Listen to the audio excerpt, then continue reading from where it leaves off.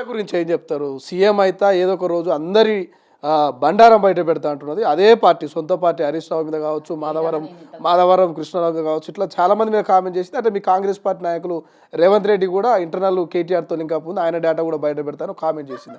ఏం చెప్తారు? కవిత సంగతి అయితే అసలు నిజంగా నేను అనట్లేదు కానీ జనాలు అంటున్నారు. మరి ఆహా ఈ ఎవరో అవసరం లేదు వాళ్ళ పార్టీ నాశనం చేయడానికి, ఈవెనే చాలు అందరు గుట్లు. మాకేం పని కూడా లేకుండా చేసింది ఒక రకంగా అయితే కవిత.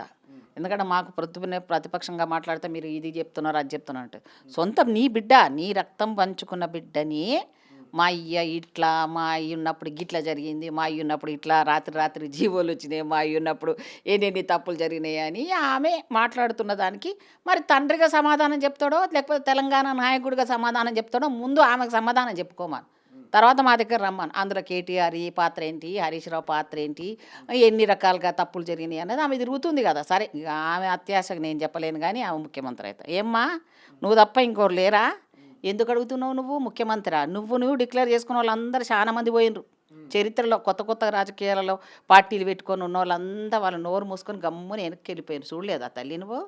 ఆడబిడ్డను అన్యాయం జరిగింది. మరి అప్పుడు అంతమంది ఆడబిడ్డల విషయంలో ఒక మంత్రి పదవులు ఇవ్వకుండా, అక్కడ అమరవీరుల ఫ్యామిలీలకు కనీసం పట్టించుకోకుండా ఏ రోజన్నా పరామర్శించావా తల్లి?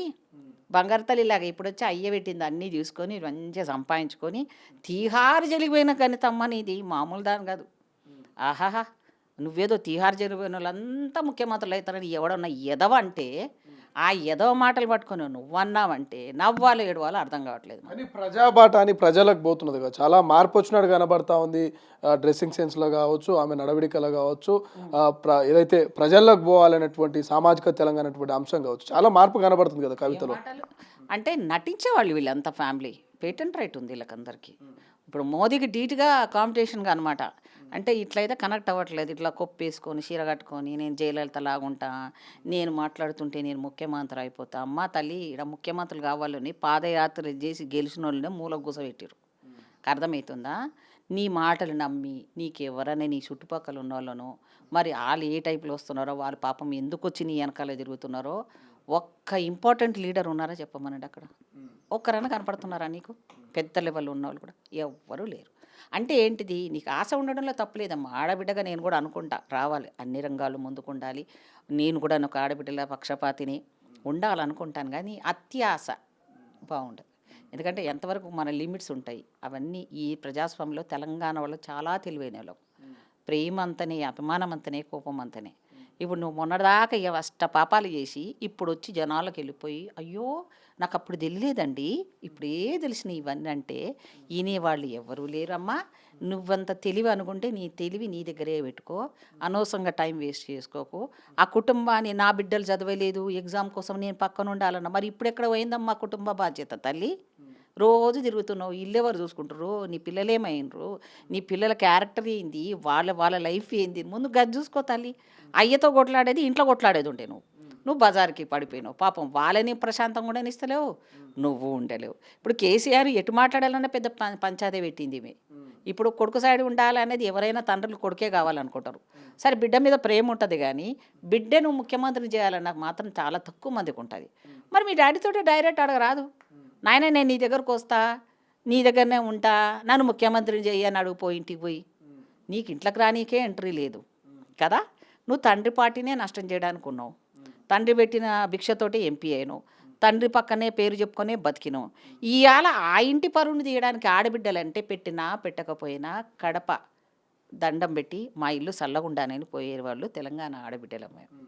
అసలు సిసలైనవాడు. నువ్వు పెట్టిన రాఖీ కడితే కూడా ఒక్కొక్కరు అన్నదమ్ముల దగ్గర రూపాయి కూడా ఉండదు. ఒక జాకెట్ బట్ట పెట్టేంత ఇది కూడా ఉండరు. పేద తమ్ముళ్ళు అన్నదమ్ములు ఉంటారు. అయినా ఆడబిడ్డలం ఆ రోజు ఖచ్చితంగా ఎందుకు పోతాం మేము? మా అన్న మా రక్త సంబంధం, మాకు పెట్టినా పెట్టకున్నా ఈ ఇల్లు ఎప్పుడు పాలు పొంగినట్టు ఉండాలని ఆశీర్వదించి ఆ కడపను మొక్కి వస్తారు ఆడబిడ్డలు. నువ్వేమో ఆ ఇంటినే నాశనం చేయడానికి ఉన్నావు. ఇంకా నువ్వు ఆ ఇంట్లో ఉన్న బండారాన్ని బయట పెట్టి నువ్వు ఎవరికి మంచి చేస్తున్నావు ఒకసారి నువ్వు ఆత్మ పరిశీలన చేసుకో తల్లి. నువ్వేమైనా పంచాది ఉందంటే మీ ఇంట్లో తెరుచుకోండి. అది నువ్వు అప్పుడు ఎందుకు మాట్లాడలేక ఇప్పుడు ఎందుకు మాట్లాడుతున్నా? జనాలు నీ రోడ్ల మీద పోతుంటే అడిగేటోళ్ళు ఉంటారు, సమాధానం చెప్పుకుంటూ పోవాలను.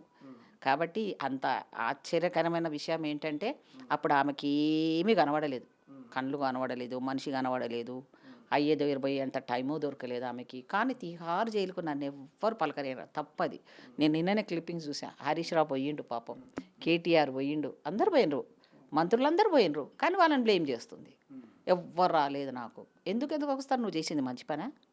నువ్వు చేసింది తప్పు పని. అది వాళ్ళ పరువు తీసిన ఆడపిల్లవై. ఈరోజు నువ్వు ముఖ్యమంత్రి అంటే తెలంగాణ ఆడబిడ్డలు చాలా పరువుతో ఉన్నవాళ్ళు ఉంటారు. అమ్మ తల్లి, ఒక్కసారి నిర్లక్ష్యంగా ఎవరైనా అన్నదమ్ములు చూస్తే ఆ ఇంటి ముఖం చూడరు. కానీ ఆ నిర్లక్ష్యం నీకు అప్పుడు కనపడలేదు. ఇప్పుడు నీకు ముఖ్యమంత్రి అయిన ఆశతో వస్తున్నావు తప్ప నువ్వు ప్రజల సేవ కోసం వస్తలేదని ప్రజలు గమనించమంటున్నా నేను. అసలైన తొలి వెలుగు. ఫాలో వాట్సాప్ @తొలి వెలుగు official.